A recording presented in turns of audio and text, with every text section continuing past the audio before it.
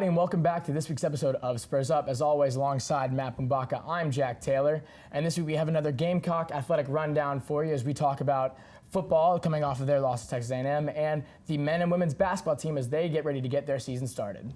So Bumbaka, first off, talk a little about the Texas A&M game. Talk about what you liked, what you didn't like. Yeah, the A&M game, the Gamecock offense struggled early, did not score a single point in the first half, and that was very disappointing. They went down 16-0. You did see the comeback in the third quarter, tying it up 16-16. Converted on two-point conversions. Really good play by them, and the flea flicker, like you said earlier, that was a huge play. But really, the offense struggled. The defense played really well. They're on the field so much this whole season. They're put in tough positions, and I think that is why they give up the points. But they held Texas A&M running back, the Williams kid, who is a great running back, and they have a great rushing attack. They held him to only 100-plus yards, and it really wasn't that bad of a defensive effort for the Gamecocks. And that's what you normally see when you have a defense that's out there. Your offense, isn't able to put anything up, only able to get 3 or 4 plays. Your defense can only hold on for so long before they start getting winded and before they start making mistakes. I think a lot of the mistakes that happened that game were because of our wide receivers, honestly, because they had so many drop passes. Yeah. Bentley coming off. Several drop balls. Shi Smith dropped 2. Brian Edwards dropped 2. And he hadn't dropped a pass before that game. Yeah, Shi Smith did not drop a single pass his entire freshman season. And then he came in and dropped multiple ones. And the problem was Bentley looked good. Scarnecchia, he didn't get the start this week. Bentley was healthy, and they decided they trusted him coming into this, and he had pretty accurate passes. Well, the pick in the end zone in the first half, that was a poor throw, and that definitely set the Gamecocks back. But he did show a lot of fight, a lot of heart, and he played tough, and he did bring the Gamecocks back and had the potential to win that game. It's just tough, but they will be taking on Tennessee at home. Night game, finally, for the Gamecocks, as the Marshall game we know was canceled. The first night game at Williams-Brice Stadium this season. Jack, what do you expect out of that game?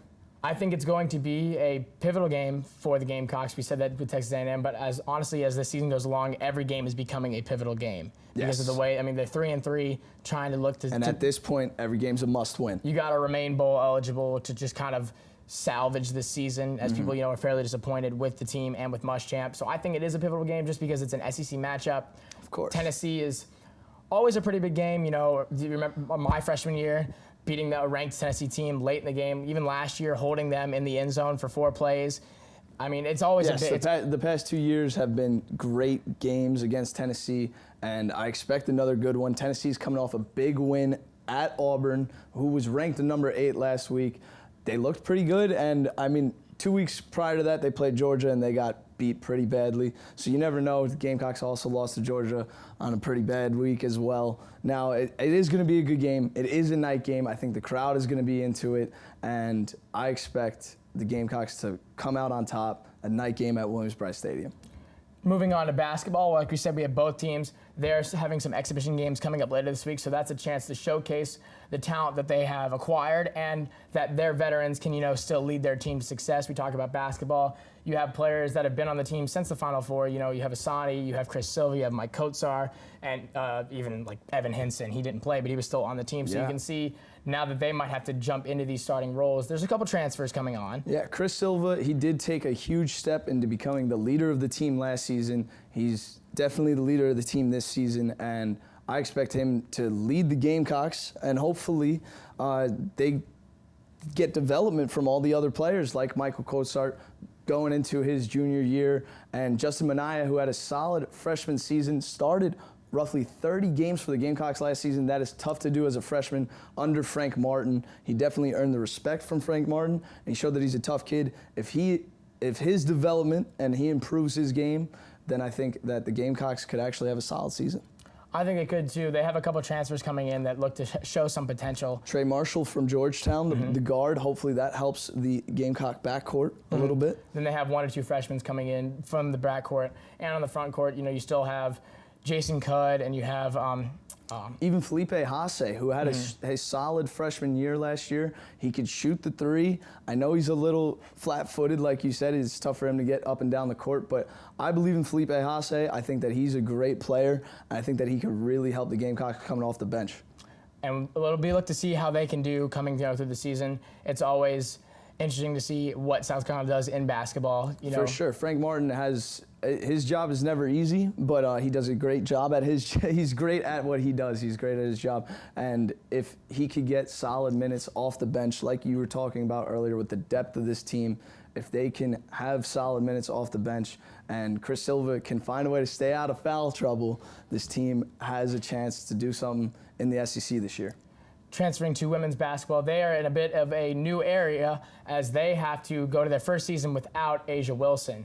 With Asia, they were 4-time SEC champions, and they were 4-time entries into the women's tournament. So now they're in a bit of new ground as they have to see, you know, what their players can do without their cornerstone. Oh yeah, this is going to be a challenge for Dawn Staley, losing her best player in Asia Wilson, who for 4 years was an All-American and probably one of the best players, if not the best player in the country for 4 straight years. And to see her go on to the Las Vegas Aces and being the first overall pick in the WNBA draft, congratulations. Rookie of the year. Yes, exactly. All of her success. It is time for Alexis Jennings to step up for this South Carolina basketball team, and I think that she's ready to take on that role and lead the Lady Gamecocks, the women's basketball team here. And Dawn Staley's a great coach. She recruits very well. This team is reloaded and ready to compete again for another SEC championship.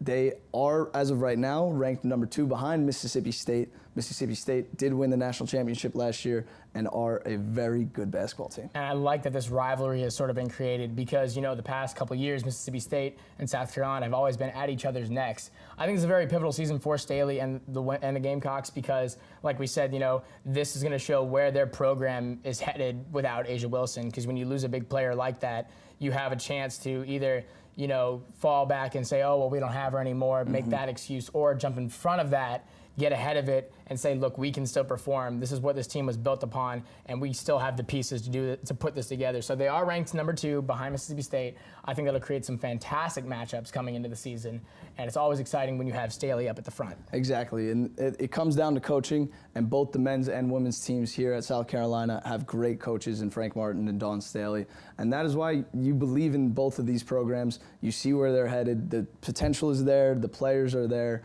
And it comes down to depth as well. That's a huge question mark going into the season on both of these teams. You want to see how the younger class, how they perform, just because you have these newer kids coming in. You know, they're a bit green. They're rookies. They don't really know, you know, what they're getting into coming into that. So we have, I think, 2 or 3 freshmen that are coming in for the men's team, and as well as a couple of freshmen coming in for the women's team. And especially coming into that women's team, that's a national, I mean, that's, you know, national championship, SEC champions. There's a lot of... They're a women's college basketball powerhouse at this point. Of course. It is clear to say that they year in and year out have a solid recruiting class and are ready to compete for a national championship year in and year out. That's all we have for you today in the studio, and until next time, South Carolina, Spurs up. Spurs up.